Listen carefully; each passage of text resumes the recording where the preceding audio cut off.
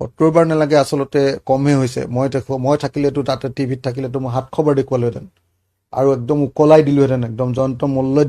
দৌৰি আহি আইও মোক 50 লাখ নালাগেও বুলি কৈ দিবলৈ বাধ্য হ'লহেঁতেন যদি মই টিভিত থাকিলোহেঁতেন মই দিনটো অকল লাইভে সেইটোৱে মাৰি থাকিলোহেঁতেন মই চব লাইভ ভানবিলাক একদম জয়ন্ত মল্ল ঘৰৰ ওচৰলৈ লৈ গৈ গৰুবিলাকৰ হেম্বেলিটোও দেখুৱাই থাকিলোহেঁতেন হেম্বে মাৰি থাকিব এইবিলাকো দেখুৱাই থাকিলো আইও এইটো গৰুৰ নামত 10 লাখ কালে এইটো গৰুৰ নামত 5 লাখ কালে এইটোৰ নামত 2 লাখ কালে মই এনেকৈ চিৰাই থাকিলোহেঁতেন আৰু তাই দৰকাৰ হলে নহয় মই আৰু কি কৰিলোহেঁতেন মই জনামতে অসমৰ মন্ত্ৰীসভাৰ আটাইতকৈ পইচা পোৱা এজন মন্ত্ৰী হল জয়ন্ত মল্ল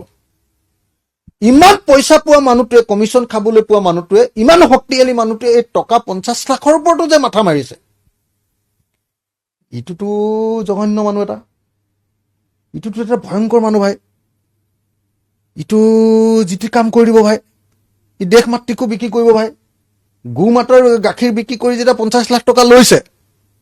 ইটো দেশ মাতৃকো বিক্ৰী কৰিব ইটো অকমান বেয়া মানুহ জয়ন্তটো আমি জয়ন্ত বুলিয়ে মাতো আমাৰ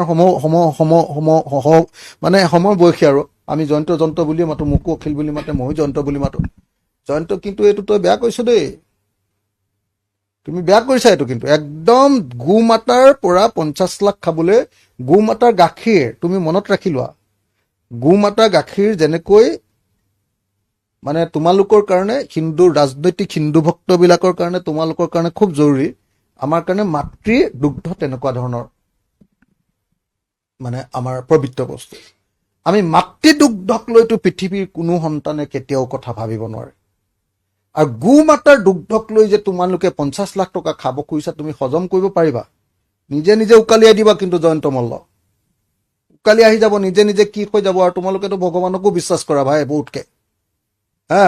ভগৱানৰ নামতেই 24 ঘণ্টা কৰি থাকা গতিকে ভগৱানে তোমালোকক কিন্তু ভাল নকৰিব সোনকালে 50 লাখ টকা ঘূৰাই দিয়া চবৰ সন্মুখত সেৱা কৰি ক্ষমা খোজা আৰু অতি সোনকালে মই ভাবো যে কামাখ্যা মন্দিৰলৈ গৈ অতি সোনকালে জয়ন্ত মল্ল বৰুৱাই পাপ স্বীকাৰ কৰি পুণ্য হৈ আহক নহলে মন্ত্ৰীসভাৰ পৰা তেওঁ কিন্তু সোনকালে মন্ত্ৰীত্ব যোৱাটো খাটাং হ'ব